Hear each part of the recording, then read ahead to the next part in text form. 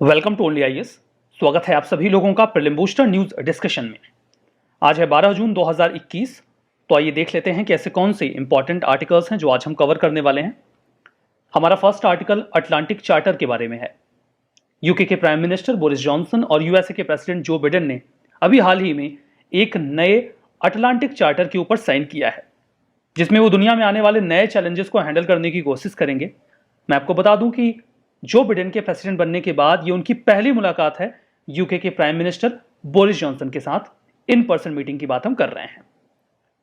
अब यहां पे बात की जा रही है न्यू अटलांटिक चार्टर के बारे में। मतलब कोई पुराना अटलांटिक चार्टर भी होगा, तभी तो ये वाला नया है ना। वो क्या था, ये समझने से पहले एक छोटी सी कहानी आपको सुनाता हूं। आपने छोटे बच्चों का झगड़ा देखा होगा। मान लीजिए दो छोटे बच्चे हैं, एक ए एक बी। ए अपने माता पिता से या किसी अन्य व्यक्ति से कंप्लेन ये कर रहा है कि बी ने उसको झापड़ मारा है, जिसके बाद वो रो रहा है। बट वो ये नहीं बताता कि चकोटी पहले उसी ने काटी थी बी को। हमें ये बताया जाता है कि जापान ने पर्ल हार्बर के ऊपर हमला किया, जिसके बाद अमेरिका ने काफी ह्यू एंड क्राई मचाया। ये बोला कि जापान ने मुझे थप्पड़ मारा है, और खुद को एक विक्टिम की तरह शो किया, और ये प्रोक्लेम कर दिया कि हम जापान के खिलाफ वॉर लड़ेंगे अलाइड कंट्रीज के साथ मिलकर। लेकिन उन्होंने ये नहीं बताया कि चकोटी पहले हमने काटी थी। तो क्या किया था, कुछ तो किया होगा ना अमेरिका ने, जिससे चिढ़ गया होगा जापान। तो वो चकोटी काटने वाला जो इवेंट था, that was Atlantic charter. Atlantic charter जिसको इशू किया गया था 14 अगस्त 1941 को, जहां पर अमेरिका और ब्रिटेन एक साथ आए थे। अभी अमेरिका और ब्रिटेन के एक साथ मिलकर लड़ाई लड़ने की बात नहीं चल रही थी। इसमें उन लोगों ने बात यह की कि जब वर्ल्ड वॉर 2 खत्म हो जाएगा तो दुनिया कैसी होगी। यूएसए का प्लान नहीं था तभी तक युद्ध में जाने का। वो चाहते थे कि जब युद्ध खत्म हो जाए तो जो नया वर्ल्ड ऑर्डर तैयार हो उसमें उनका भी से हो। फिर देखिए 1 जनवरी 1942 को इसे फॉर्मली साइन किया गया, और यह कहा जाता है कि ये जो अटलांटिक चार्टर था, इसी ने आने वाले समय में यूनाइटेड नेशंस की स्थापना की, एक रास्ता तैयार किया। इसे अटलांटिक ओशन में एक वॉरशिप के ऊपर साइन किया गया था। ठीक है, जो चार्टर था उसने कई सारे और इंटरनेशनल एग्रीमेंट्स को इंस्पायर किया, जैसे ब्रिटिश एम्पायर का डिसमेंटल होना, नाटो का formation, general agreement on trade and tariff and trade. ये सभी अटलांटिक चार्टर के रिजल्टेंट थे। मूल बातें ये कही गई थी कि युद्ध के खत्म होने के बाद हर देश के पास खुद की टेरिटरी को, सॉवरेंटी को डिसाइड करने का राइट होगा। कोई देश दूसरे के ऊपर हमला नहीं करेगा, अपनी टेरिटरी को एक्सपेंड नहीं करेगा, और जो डेमोक्रेटिक प्रिंसिपल है, फ्री स्पीच है, लिबर्टी है, राइट है, उसे इंश्योर करने की कोशिश की जाएगी। ये सारी बातें जापान के इंपीरियलिस्ट एजेंडा के खिलाफ थी। अमेरिका जो अभी तक न्यूट्रल था, उसका यूके के साथ इस प्रकार के, ब्रिटेन के साथ इस प्रकार के चार्टर को साइन करना कहीं ना कहीं एक मोरल विक्ट्री थी अलाइड कंट्रीज की, जिससे जापान चिढ़ गया था, और तब उसने डिसाइड किया कि वो कार्रवाई करेगा अमेरिका के खिलाफ। ये तो हुई पुरानी बातें।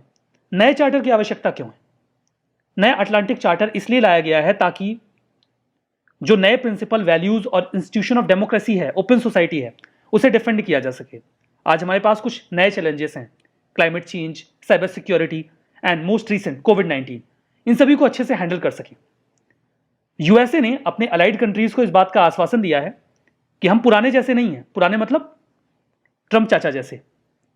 हम आपके साथ ट्रांजैक्शनल रिलेशन नहीं रखेंगे, रेदर हम जैसे पुराने रिलायबल पार्टनर हुआ करते थे यूरोपियन कंट्री के, वैसे बनेंगे। ट्रंप चाचा का क्या कॉन्सेप्ट था? आप हमको याद करोगे तो ही याद आओगे, आप हमको कॉल करोगे तो हम आपको कॉल करेंगे। मतलब अगर हमें आपसे कुछ फायदा हो रहा है तो ही हमको आपसे कोई फायदा होगा। That is transactional relationship. ये ट्रंप का प्रिंसिपल था। लेकिन यूएसए ने अभी श्योर किया है कि नहीं, ऐसा कुछ नहीं है। हम जो अपना रोल प्ले करते थे पहले, वो हम करेंगे, उसमें हमारा कोई फायदा हो या ना हो। तो इस तरीके से वो अपने यूरोपियन अलाइज को एक बार फिर से अपने साथ लाने की कोशिश करना चाहते हैं थ्रू दिस न्यू चार्टर। हमारा नेक्स्ट आर्टिकल बीड मॉडल के बारे में है। महाराष्ट्र की सरकार ने अभी सेंट्रल गवर्नमेंट से यह बोला है कि आप हमको अलाउ कर दो कि जो आपकी क्रॉप इंश्योरेंस स्कीम है, प्रधानमंत्री फसल बीमा योजना, इसके तहत हम बीड मॉडल को पूरे महाराष्ट्र में लागू कर सकें। अभी बीड मॉडल क्या है और बीड मॉडल में बीड क्या है, लेट मी टेल यू। देखिए, ये महाराष्ट्र का मैप है और बीड उनका एक डिस्ट्रिक्ट है, जिला है, जहां पर इस मॉडल को लागू किया गया था। पूरा मामला समझने के लिए पहले आप समझिए प्रधानमंत्री फसल बीमा योजना के बारे में। कहानी पुरानी है, बहुत पुरानी नहीं है, 2016 की है। फसलें बर्बाद हो जाती थी किसानों की, बहुत नुकसान हो जाता था, उन्हें कुछ मिलता नहीं था। सरकार ने प्लान बनाया कि उनकी फसलों का इंश्योरेंस कर दिया जाए ताकि नुकसान हो तो उनको पूरा पैसा मिल जाए। लेकिन अगर आप इंश्योरेंस करेंगे तो इंश्योरेंस का प्रीमियम भरना पड़ता है। तो सरकार ने बोला कि एक सेंट्रल स्कीम होगी जिसे स्टेट के एग्रीकल्चर डिपार्टमेंट की मदद से इंप्लीमेंट किया जाएगा, लेकिन गाइडलाइन सेंट्रल गवर्नमेंट की होंगी। उन्होंने कहा कि इसमें सभी प्रकार की क्रॉप्स को कवर किया जाएगा, like food crops, oil seed crops, annual commercial और हॉर्टिकल्चर क्रॉप्स। लेकिन प्रीमियम कौन भरेगा, यह सवाल था। तो बात यह हुई कि थोड़ा सा प्रीमियम किसानों से ले लेते हैं, बाकी का केंद्र और राज्य सरकारें भर देंगी। इसमें उनके लिए प्रीमियम फिक्स कर दिया गया कि जो भी प्रीमियम का खर्चा आएगा खरीफ क्रॉप के लिए किसानों को उसका 2% देना होगा, रबी क्रॉप के लिए 1.5% और कमर्शियल क्रॉप के लिए 5%। सपोज करिए कि फसल जो है उसके लिए एक किसान को, मान लीजिए उनकी जो फसल है वो 300 रुपए की है, उनकी टोटल वैल्यू 300 रुपए है, और इंश्योरेंस कंपनी ने बोला कि हमको इस 300 रुपए की फसल को इंश्योर करने के लिए 100 रुपए चाहिए। तो किसान को खरीफ की क्रॉप अगर है तो केवल 2 रुपए देने होंगे, बाकी का सारा खर्चा केंद्र और राज्य की सरकारें वहन कर लेंगी। ठीक है, तो ये तो सारी बात हुई। पहले तो देखिए, इसको कहा गया था कि जिन लोगों ने लोन लेके फार्मिंग स्टार्ट की है उनको तो ये स्कीम जरूर लेनी पड़ेगी, लेकिन बाद में से 100% वॉलंटरी बना दिया गया किसानों के लिए। आपको मर्जी तो स्कीम इस्तेमाल करो, आपको नहीं मर्जी तो मत करो। अब इसमें दिक्कत क्या हो रही थी, इंश्योरेंस कंपनियां बिड करती हैं कि हाँ इस एरिया में जो भी फार्मर्स हैं वो हमसे इंश्योरेंस ले सकते हैं, लेकिन कुछ एरियाज ऐसे होते हैं जहां पर अक्सर सूखा पड़ता है या फिर बाढ़ आ जाती है, फसलों के बर्बाद होने का खतरा ज्यादा रहता है। ऐसी जगहों पर ये इंश्योरेंस कंपनीज बिड नहीं करना चाहती, तो वहां के किसानों को इस प्रधानमंत्री फसल बीमा योजना का लाभ मिल ही नहीं पाता। तो कुछ समय पहले महाराष्ट्र की सरकार ने इस समस्या के समाधान के लिए एक प्रोविजन ऑप्ट किया। उन्होंने ये बोला कि मान लीजिए इसी का एग्जांपल लेते हैं, बीड में ही से पायलट बेसिस पे चलाया गया था कि बीड में मान लीजिए एक इंश्योरेंस कंपनी ए है, उनसे कहा गया कि सपोज करिए कि आपको 100 रुपए का प्रीमियम मिला और किसानों को जो आपको पेमेंट करनी है वो 120 रुपए की है, तो आप मैक्सिमम 110 रुपए का ही पेमेंट करेंगे। मतलब जो इंश्योरेंस कंपनी है वो 10% से ज्यादा लॉस नहीं बियर करेगी, और बाकी का जो 10 रुपए है वो स्टेट गवर्नमेंट दे देगी। तो इंश्योरेंस कंपनीज को लगा कि चलो ठीक है, रिस्क केवल 10% का है, बाकी अगर फसल अच्छी हो गई तो फायदा खूब सारा हो सकता है। लाइक मान लीजिए कि प्रीमियम 100 रुपए का मिला और किसानों को रीपेमेंट केवल 50, या जो क्लेम होता है वो केवल 50 रुपए का देना पड़ा, तब तो कंपनी को 50% का प्रॉफिट हो जाएगा। तो राज्य सरकार ने कहा ऐसे थोड़ी होता है, मतलब हम भी रिस्क बियर कर रहे हैं तो फायदा हमें भी होना चाहिए। लाइक आप केवल 20% का प्रॉफिट ले सकते हैं, उससे ज्यादा प्रॉफिट आप नहीं लेंगे। अगर आपको प्रीमियम केवल जो क्लेम है वो 50 रुपए का ही देना पड़ा है और आपने 100 रुपए लिए थे, तो आप मैक्सिमम 20 रुपए अपने पास रखेंगे और 30 रुपए आप राज्य सरकार को दे देंगे। यह था बीड मॉडल। इसमें एक बैलेंस स्टैब्लिश किया गया कि जो इंश्योरेंस कंपनीज हैं वो 20% से ज्यादा फायदा नहीं ले पाएंगी और उनको 10% से ज्यादा नुकसान नहीं होगा। इसी उद्देश्य के साथ ये बीड मॉडल लाया गया। वही बात है, 110% से ज्यादा उन्हें जो प्रीमियम है वो पे नहीं करना पड़ेगा, मतलब 10% ज्यादा लॉस वो बियर नहीं करेंगे। अगर इसके ऊपर उन्हें पे करना पड़ता है क्लेम, तो राज्य सरकार बाकी का क्लेम पे करेगी। फर्दर अगर उन्हें ज्यादा प्रॉफिट होता है तो वो 20% से ज्यादा अपने पास नहीं रखेंगे और बाकी का उन्हें राज्य सरकार को देना होगा। कारण क्या था?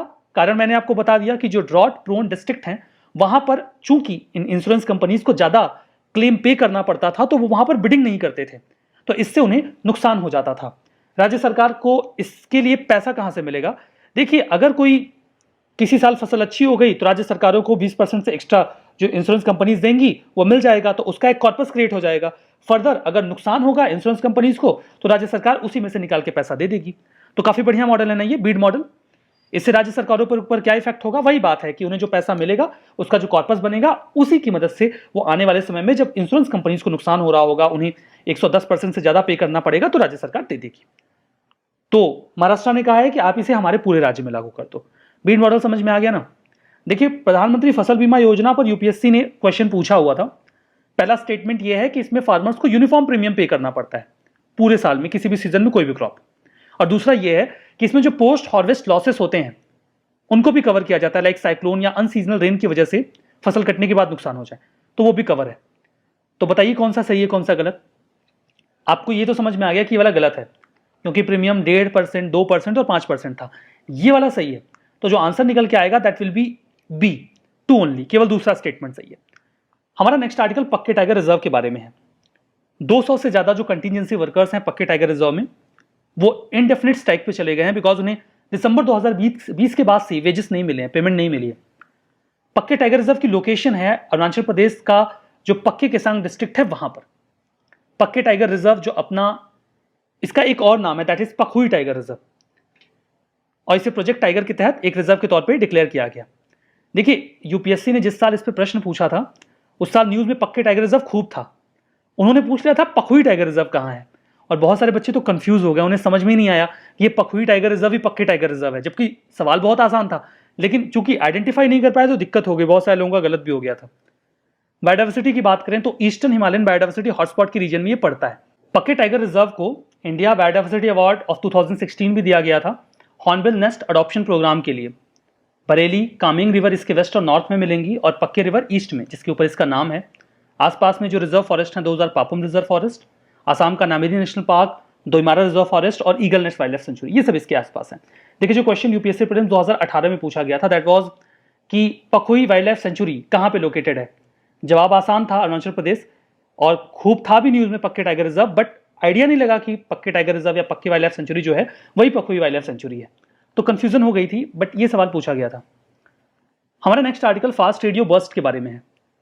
अभी ये बर्स्ट न्यूज में नहीं आया है, बल्कि जो Pune based Tata institute of fundamental research है और national centre for radio astrophysics NCRA, इन्होंने एक बहुत बड़ा कलेक्शन तैयार किया है फास्ट रेडियो बर्स्ट का, एक कैटलॉग, एक सूची कि कब कब कहां कहां ये रेडियो बर्स्ट को डिटेक्ट किया गया है। एफआरबी, फास्ट रेडियो बर्स्ट होते क्या है? अंतरिक्ष में हमें रेडियो वेव्स का एक ब्लास्ट दिखाई पड़ता है जो बहुत तेजी से चमकता है, कुछ ही समय के लिए, मिली सेकेंड्स के लिए चमकेगा फिर गायब हो जाएगा। चूंकि बहुत कम समय के लिए चमकता है रेडियो वेव्स का एक बर्स्ट, इसीलिए थोड़ा डिटेक्ट करना भी मुश्किल होता है। ये रेडियो वेव्स एस्ट्रोनॉमिकल ऑब्जेक्ट से निकलती होंगी। इन्हें अंतरिक्ष के बहुत दूर और अलग अलग हिस्सों में अक्सर डिटेक्ट किया जाता है। कई बार अपनी खुद की गैलेक्सी में भी हमने इनको डिटेक्ट किया है। अब ये कैसे ओरिजिनेट होते हैं ये हमें एग्जैक्टली तो नहीं पता है, अंदाजा लगा पाते हैं, हम केवल गेस करते हैं कि कहां से निकलती होंगी ये रेडियो वेव्स का ब्लास्ट या बर्स्ट। फर्स्ट टाइम जो एफआरबी था उसे 2007 में स्पॉट किया गया था। अगर आप देखें तो आज तक टेलीस्कोप्स की मदद से हमने केवल 140 बार इन बर्स्ट को डिटेक्ट किया है। इसका सोर्स संभवतः मैग्नेटार्स होता होगा। मैग्नेटार का मतलब क्या है? ये न्यूट्रॉन स्टार होते हैं।